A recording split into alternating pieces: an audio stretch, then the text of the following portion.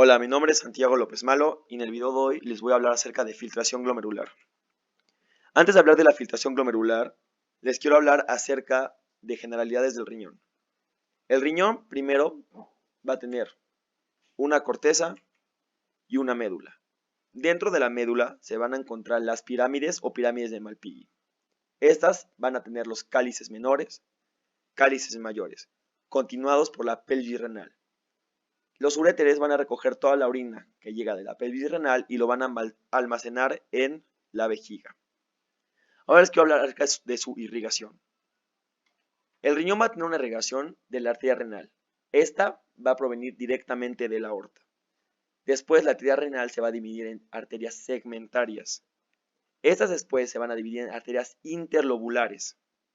Vamos a tener las arcuatas, las interlobulillares y después vamos a tener a las arteriolas aferentes. Para entender un poco más eso, aquí tengo un esquema de cómo se vería la arteriola aferente, que ya sabemos que viene de la arteria interlobulillar. Acá se mete al glomérulo y después tenemos la arteriola eferente. En un esquema más propio ya tenemos la arteriola aferente, que se une al glomérulo, y la arteriola eferente. Bueno, ahora vamos a hablar de las nefronas. Como sabemos, tenemos dos tipos de nefronas, las yuxtamedulares y las corticales. Las yuxtamedulares corresponden al 20% de todas las nefronas y las corticales corresponden al 80% de todas las nefronas. Ahora, las yuxtamedulares sirven o su mayor función va a ser la de la concentración de la orina y la mayor función de las corticales sirven para la filtración. Aquí tenemos un esquema. Tenemos aquí a las corticales. ¿Por qué se llaman corticales? Porque prácticamente solo se van a encontrar en la corteza, como podemos observar. Y después tenemos a las medulares. Se llaman medulares, o bueno, a las yuxtamedulares, ya que se encuentran más que nada en toda la porción de la médula. Yuxta significa junto o cerca. Entonces, yuxta, medulares, cerca de la médula. Aquí tenemos un esquema de la nefrona. Como sabemos, la nefrona va a constituir de un glomérulo que tiene la arteriola aferente, la cápsula de Bowman, y esto constituye al glomérulo. Después tenemos al túbulo conterneado proximal, al asa de Henle, porción descendente, porción ascendente, al túbulo contorneado distal y al túbulo colector. Ahora vamos a hablar de los mecanismos de la formación de orina. Aquí tenemos un esquema de un glomérulo. Tenemos a la arteriola aferente y a la arteriola eferente. El primer mecanismo va a ser la filtración. Esto va a ser todo lo que se filtra a través de la barrera de filtración glomerular. Esta la vamos a ver más adelante. Después tenemos a la reabsorción. Todas las sustancias, todas las moléculas que son filtradas pero que no se necesitan eliminar, se van a reabsorber por diferentes mecanismos. ¿Cómo cuáles? Como la glucosa, que tiene que reabsorber el 100%, los aminoácidos, como algunos iones como el sodio, el potasio, etc. Después tenemos la secreción. La secreción es todas aquellas sustancias que no se filtran pero tienen que ser eliminadas y pasan de la arteriola eferente hacia la luz tubular. Y al final tenemos la eliminación. La eliminación va a ser a través de la orina, ¿ok? Yo digo que la eliminación va a ser igual a la filtración más la secreción menos la reabsorción. Aproximadamente de todo lo que se filtra, solo se va a eliminar el 1%. Es decir, si no tenemos nuestro filtrado glomerular, todo lo que se va a eliminar va a ser el 1% de este, ya que el 99% se va a reabsorber. Ahora vamos a hablar de las funciones del riñón. Primero tenemos la depuración de toxinas. Estas toxinas van a venir de derivados de desechos nitrogenados, como la urea, el amoníaco, el ácido úrico, etc. Después tenemos la regulación. ¿El riñón en qué nos va a ayudar? Nos va a ayudar a regular los electrolitos, nos ayuda a regular la volemia, nos ayuda a regular la osmolaridad, la presión y el pH.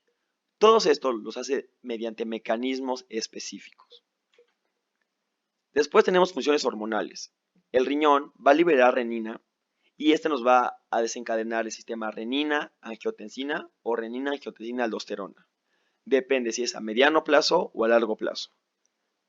Este nos va a ayudar principalmente para regular la presión y la osmolaridad. Después tenemos la eritropoyetina. El riñón va a liberar eritropoyetina para formar los eritrocitos. Después tenemos la gluconeogénesis. Sabemos que la gluconeogénesis, el 80% de esta la va a llevar el hígado, pero el riñón va a contribuir un 20% a esta. Ahora vamos a hablar acerca de la filtración. Para que se pueda dar la filtración, va a haber algo que se llama barrera de filtración glomerular. Todas estas moléculas que van a ser filtradas tienen que pasar por un proceso de selección. Ahora, vamos a hablar de las partes de la barrera de filtración glomerular. Primero tenemos al endotelio del capilar. El endotelio del capilar es el principal, es la primera barrera para la filtración glomerular. Esta va a tener fenestraciones. ¿Qué quiere decir esto? Va a tener como hoyitos, como si fuera una coladera de nuestra casa, y en esta van a pasar moléculas o sustancias más chicas que esta y de una forma determinada. Después tenemos a la membrana basal. La membrana basal es el componente más importante de la barrera de filtrado glomerular, ya que esta va a discriminar a moléculas y sustancias con un peso molecular menor a 70.000. ¿Qué quiere decir esto?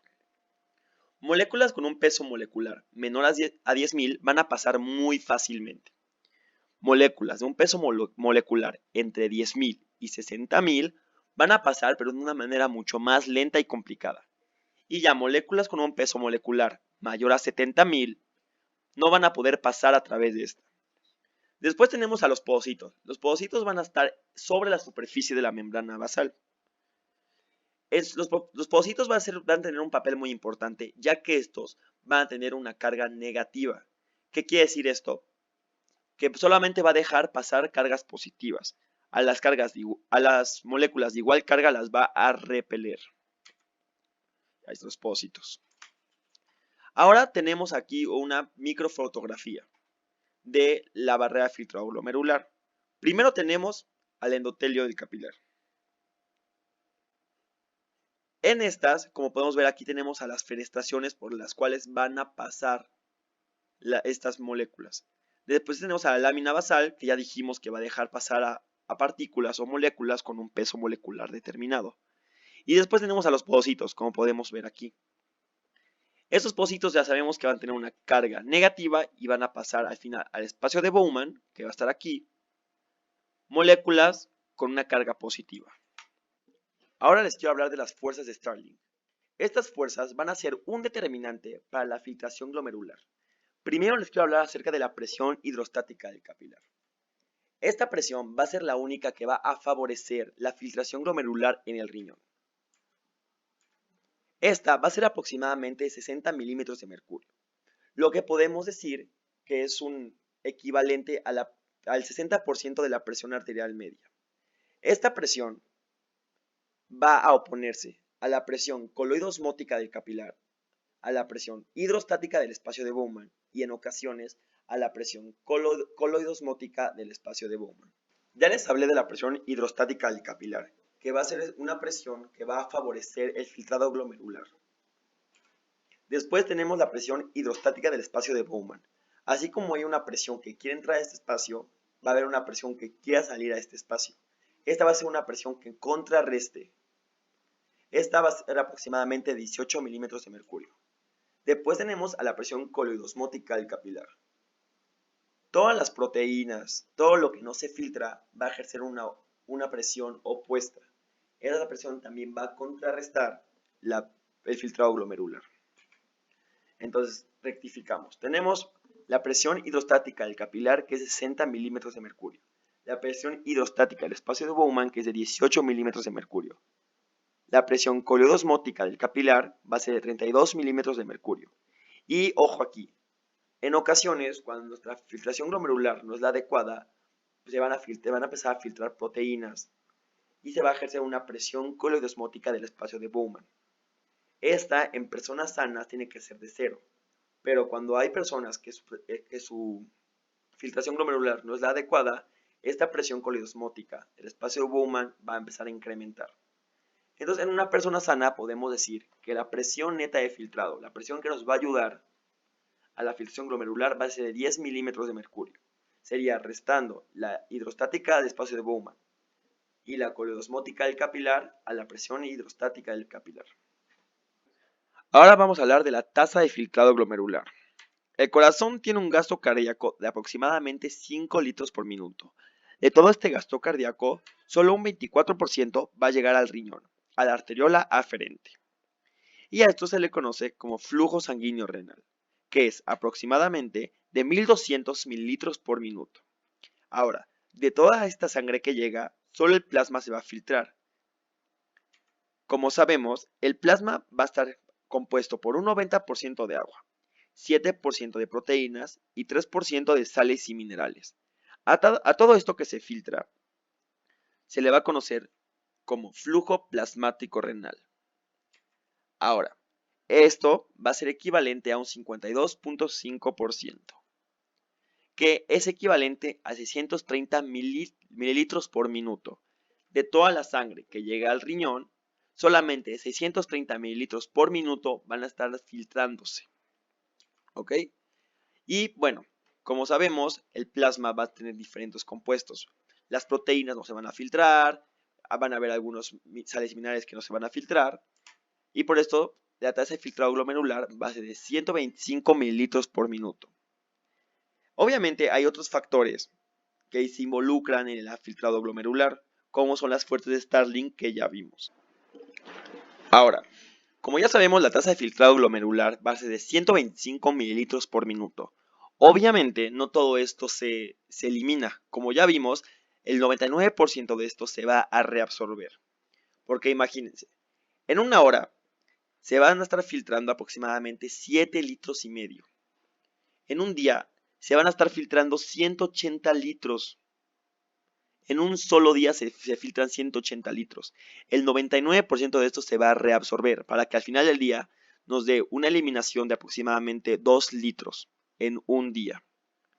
Una vez que ya vimos el filtrado glomerular y los componentes, una vez que ya vimos el filtrado glomerular y qué es lo que llevan a cabo este filtrado, como la barrera de filtrado glomerular, como las fuerzas de Starling, etc., ahora les vamos a hablar o vamos a ver cómo calcular este filtrado glomerular. A eso se le va a conocer como tasa de filtrado glomerular. Para calcular esto, vamos a ocupar la fórmula de depuración plasmática renal. Voy a explicar un poco la fórmula. La fórmula dice Cx es igual a V por Ux sobre Px. ¿Pero qué quiere decir esto? Primero vamos a tener a Cx. Cx va a ser la depuración plasmática renal de la sustancia. Y luego queremos saber cuánta sustancia de lo que se filtra por el plasma se va a eliminar. Para esto vamos a necesitar un volumen de orina por minuto. ¿Qué quiere decir esto? ¿Cuánto es el volumen de orina que está formando en un minuto? Después vamos a tener a Ux. Ux va a ser la concentración de la sustancia en orina. ¿Qué quiere decir esto? Vamos a requerir una sustancia para saber cuánto de esta sustancia se está filtrando y cuánta se está eliminando. Y tenemos Px, concentración plasmática de la sustancia. Esta fórmula nos va a ayudar ya que ingresando una sustancia de esta, cuánta se está filtrando y cuánta se está eliminando, para saber si nuestra tasa de filtrado glomerular es adecuada o no es adecuada. El resultado de esta fórmula nos tiene que dar parecido a la tasa de filtrado glomerular, que es de aproximadamente 125 mililitros por minuto. Si el resultado de esta fórmula nos da 125 o en un rango parecido, significa que nuestra tasa de filtrado glomerular está bien. El único problema con esta fórmula es que vamos a necesitar una sustancia que no se reabsorba, que no se secrete y que no se metabolice, que así como entre a nuestro cuerpo se elimine. Porque si tenemos una sustancia que se reabsorbe o que se metabolice, los resultados van a variar. La mayoría de las literaturas marcan que esta sustancia va a ser la inulina. La inulina es una molécula que proviene de las alcachofas. Esta es la molécula perfecta para calcular la tasa de filtrado glomerular con la fórmula de depuración plasmática. ¿Por qué? Porque la inulina nos va a servir ya que es una sustancia, una molécula que no se ni reabsorbe, ni se secreta, ni se metabolice. Prácticamente es una sustancia que entra a tu cuerpo y así como entra, sale por la orina. Entonces, si nosotros ingerimos inulina, la cantidad que se va a estar eliminando por minuto tiene que ser de 125 mililitros. Es lo que vamos a calcular con esta fórmula. Si el resultado no es así, nuestro filtrado glomerular no es el adecuado. Ahora, otra forma para calcular la tasa de filtrado glomerular va a ser con la fórmula de Crocroft-Gold. Esta fórmula, ¿qué quiere decir? Vamos a observar el aclaramiento de creatinina o la depuración de creatinina. Esta fórmula, lo interesante de esta fórmula es que vamos a calcular nuestro filtrado glomerular de acuerdo a nuestra edad, a nuestro peso y también el sexo, si eres mujer o hombre, va a variar. ¿Por qué es esto? Porque, por ejemplo, si los dos tenemos la misma edad, un joven de 18 años, pero uno pesa 80 kilos y otro pesa 65, su tasa de filtrado glomerular, claro que no va a ser la misma. Entonces, por esto vamos a tener estos valores y estas variables del peso y la edad. Ahora, ¿qué quiere decir esta fórmula? Aquí tenemos la fórmula. Aclaramiento de creatinina va a ser igual a 140 menos la edad en años por el peso en kilogramos entre 72 por la creatinina en miligramos por decilitro. Estos valores como el 140, el 72, son valores que el autor de esta fórmula le otorgó para que el resultado igualmente sea parecido a la tasa de filtrado glomerular. Aquí tenemos en una gráfica el valor de creatinina sérica normalmente en un hombre o una mujer.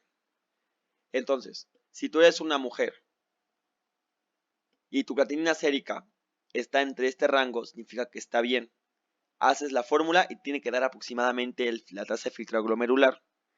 Después, tú haces la fórmula con tu creatinina sérica que obtenida en una prueba sanguínea, haces la fórmula y si tu resultado no es igual, significa que tu tasa de filtrado glomerular no es la adecuada.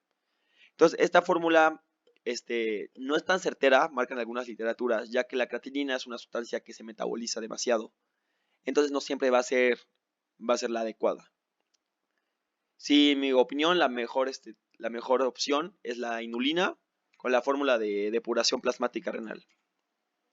Bueno, hasta aquí fue el video, espero que les haya gustado. Quiero aprovechar para mandar un saludo al doctor Atonal, que da clases en la UAP, en la Benemérita Universidad Autónoma de Puebla. Si este video fue de su agrado, les fue de utilidad, por favor compártanlo y muchas gracias.